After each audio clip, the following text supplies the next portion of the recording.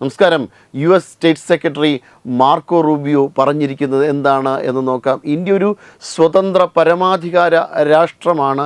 ഇന്ത്യയുടെ ഊർജ ആവശ്യങ്ങൾക്ക് വേണ്ടിയിട്ടുള്ള തീരുമാനമെടുക്കുന്നത് ഇന്ത്യ തന്നെയാണ്. അതിൽ അമേരിക്കയ്ക്ക് യാതൊരു വിധത്തിലുള്ള പങ്കുമില്ല എന്ന് തുറന്നു പറഞ്ഞിരിക്കുകയാണ്. ഇന്ത്യ ലോകത്തിലെ തന്നെ ഏറ്റവും ശക്തമായിട്ടുള്ള രാജ്യങ്ങളിൽ ഒന്നാണ്.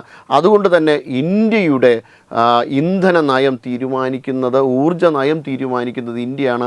അതല്ലാതെ മറ്റൊരു രാജ്യത്തിന്, പ്രത്യേകിച്ചും അമേരിക്ക പോലുള്ള രാജ്യത്തിന് അതിൽ യാതൊരു തരത്തിലുള്ള പങ്കുമില്ല എന്ന് തന്നെയാണ് മാർക്കോ റൂബിയോ പറഞ്ഞിരിക്കുന്നത്.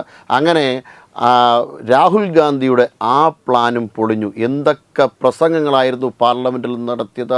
ഇന്ത്യയെ വിൽക്കാൻ പോകുന്നു, ഭാരതാംബയെ അമേരിക്കയ്ക്ക് വിറ്റു, ഇങ്ങനെയുള്ള വളരെ മോശമായിട്ടുള്ള നിരവധിയായുള്ള പ്രസ്താവനകളാണ് പാർലമെൻറ്റിൽ മുഴക്കിയത്. അതോടൊപ്പം ചേർത്ത് പറയുന്ന നിരവധിയായിട്ടുള്ള കാര്യങ്ങൾ, ഈ അദാനിക്ക് വേണ്ടിയിട്ടാണ് ഇന്ത്യയെ വിറ്റിരിക്കുന്നത്. ഇതിനു മുന്നേ ആദ്യം പറഞ്ഞത് ഇന്ത്യൻ കർഷകരെ ദുരിതത്തിലാക്കാൻ പോകുന്നു, അമേരിക്കയുടെ കാർഷിക ഉത്പന്നങ്ങൾ ഇന്ത്യയിൽ കൊണ്ടുവന്ന് ഡംപ് ചെയ്യാൻ പോകുന്നു, അങ്ങനെ കർഷകരെ ഇനി തൊട്ട് ദുരിത കയത്തിലായിട്ടാണ് മാറുന്നത് എന്നൊക്കെ തരത്തിലുള്ള ആരോപണങ്ങളാണ് ആദ്യം ഉന്നയിച്ചത്. അതാദ്യമേ തന്നെ പൊളിഞ്ഞു.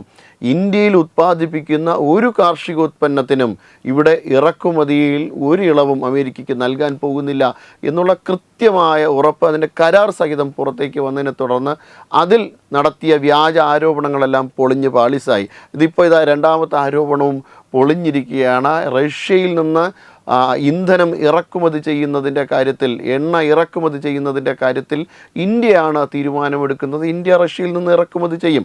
ഇപ്പോൾ അവരോട് പറഞ്ഞിരിക്കുന്ന ഒരു ചെറിയ ഉറപ്പ് എന്ന് പറയുന്നത്, അവരുടെ ഒരു ഇങ്ങോട്ടുള്ള ഒരു റിക്വസ്റ്റിനെ തുടർന്ന് ഇനി ഇതിൽ കൂടുതൽ എണ്ണ ഒരിക്കലും റഷ്യയിൽ നിന്ന് വാങ്ങരുത് എന്നൊരു റിക്വസ്റ്റ് അമേരിക്കയുടെ ഭാഗത്തു നിന്നുണ്ടായിട്ടുണ്ട്.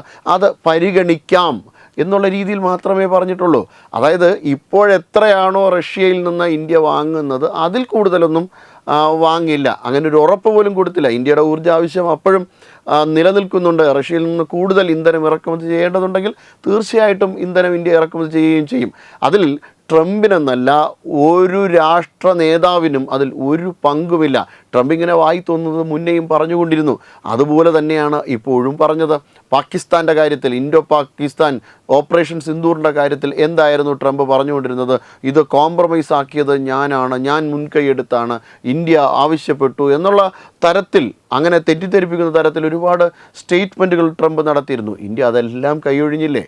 അതുപോലെ തന്നെയാണ് ഇതും. പക്ഷേ അത് ഏറ്റുപിടിച്ചുകൊണ്ട് ഇന്ത്യയുടെ പ്രതിപക്ഷ നേതാവ് തന്നെ ഈ രീതിയിൽ ആരോപണങ്ങൾ ഉന്നയിക്കുമ്പോൾ, അതോടൊപ്പം തന്നെ പാകിസ്ഥാനുമായി യുദ്ധം നടക്കുമ്പോൾ പാകിസ്ഥാൻ അനുകൂലമായിട്ടുള്ള നിലപാടുകൾ സ്വീകരിക്കുക, പാകിസ്ഥാൻ്റെ വാദഗതികൾ പറയുക, ഇങ്ങനെയൊക്കെ ചെയ്യുന്നത് എന്തിൻ്റെ അർത്ഥമാണ്? ഇന്ത്യയെ നശിപ്പിക്കുക എന്നതാണോ ഇവരുടെയൊക്കെ പ്രധാനപ്പെട്ട ലക്ഷ്യം? അങ്ങനെയൊക്കെ സംശയിക്കേണ്ടിയിരുന്നു. പ്രത്യേകിച്ചും ഇന്ത്യയുടെ പാർലമെൻറ്റിൽ ഇത്തരത്തിലുള്ള കാര്യങ്ങൾ പറഞ്ഞു. ഇന്ത്യയുടെ പാർലമെൻറ്റിൽ ഇങ്ങനെയുള്ള കാര്യങ്ങൾ പറയുന്നതിൻ്റെ ഏറ്റവും പ്രധാനപ്പെട്ട ഒരു ഉദ്ദേശം എന്ന് പറയുന്നത്, പാർലമെൻറ്റിൽ പറയുന്ന കാര്യങ്ങൾക്കെല്ലാം ഒരു ഇമ്മ്യൂണിറ്റി കിട്ടും.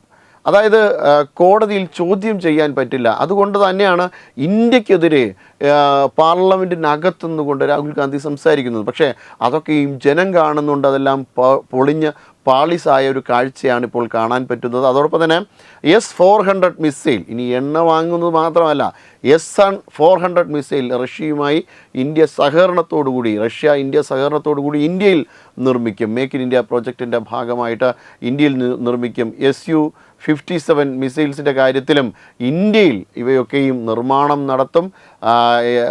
S-400 വേണ്ടിയിട്ടുള്ള മിസൈൽ റീഫിൽ ചെയ്യുന്നതിന് മാത്രമാണ് റഷ്യയിൽ നിന്നുള്ള എന്തെങ്കിലും ഒരു സഹായം സ്വീകരിക്കുന്നത്. ബാക്കിയെല്ലാം ഇന്ത്യയുടെ സംയുക്തമായിട്ട് തന്നെ ആയിരിക്കും ഇന്ത്യയിൽ നിർമ്മിക്കുക. അങ്ങനെ എല്ലാ തീരുമാനങ്ങളും ഒരു കാരണവശാലും ഒരു രാജ്യത്തിന് വേണ്ടിയിട്ടും മറ്റു രാജ്യത്തെ തള്ളിക്കളയാൻ ഇന്ത്യ ശ്രമിച്ചിട്ടില്ല, അങ്ങനെ ശ്രമിക്കുന്നുമില്ല. പ്രത്യേകിച്ചും റഷ്യ ഇപ്പോൾ ഒറ്റപ്പെട്ട സ്ഥിതിയാണ്. യൂറോപ്പിൽ പോലും ഒറ്റപ്പെട്ട സ്ഥിതിയാണ്. നാറ്റോ രാജ്യങ്ങൾ റഷ്യയെ ആക്രമിക്കാൻ പോകുന്നേ എന്ന് റഷ്യ തന്നെ ഈ അടുത്ത സമയത്ത് തന്നെ വിളിച്ചു പറയുന്ന ഒരു സാഹചര്യമുണ്ടായി. പക്ഷേ എങ്കിലും ഇന്ത്യ റഷ്യയെ കൈവിടാനായിട്ട് തയ്യാറല്ല. ഇന്ത്യക്ക് റഷ്യയുമായിട്ടുള്ള എല്ലാ സഹകരണങ്ങളും ഇനിയും തുടരും. അത് എണ്ണ വാങ്ങുന്ന കാര്യത്തിലും തുടരും. അമേരിക്കയ്ക്ക് ഒന്നും ആ കാര്യത്തിൽ ചെയ്യാൻ പറ്റില്ല. കാരണം അമേരിക്കയ്ക്ക് ഇന്ത്യയുടെ സഹായമില്ലാതെ ഇനി മുന്നോട്ട് പോകാനും കഴിയില്ല. പ്രത്യേകിച്ചും അവരുടെ പ്രൊഫഷണൽസിൻ്റെ കാര്യത്തിൽ, IT പ്രൊഫഷണൽസിൻ്റെ കാര്യത്തിൽ ഇന്ത്യയുടെ സഹായം അത്യന്താപേക്ഷിതമാണ് അമേരിക്കയെ സംബന്ധിച്ചിടത്തോളം. അതോടൊപ്പം തന്നെ ഇന്ത്യൻ മഹാസമുദ്രത്തിൽ ഇന്ത്യയുടെ ഒരു പങ്കാളിത്തം വളരെ പ്രധാനമാണ്. അങ്ങനെ എല്ലാ മേഖലകളിലും ഇന്ത്യയുടെ സാന്നിധ്യം അമേരിക്കയ്ക്ക് ഒഴിവാക്കാൻ പറ്റില്ല. അതുകൊണ്ട് തന്നെയാണ് ഇങ്ങോട്ട് വന്ന് ഈ വ്യാപാര കരാർ ഒപ്പിടാൻ വേണ്ടിയിട്ട് അമേരിക്ക തയ്യാറായതും. വെബ് ഡെസ്ക് തത്തുമൈ news. Brought you by Kerala AIDS control society. HIV AIDS സംബന്ധമായ സംശയങ്ങൾക്ക് 1097 എന്ന 24 മണിക്കൂറും പ്രവർത്തിക്കുന്ന ടോൾ ഫ്രീ നമ്പറിലേക്ക് വിളിക്കുക.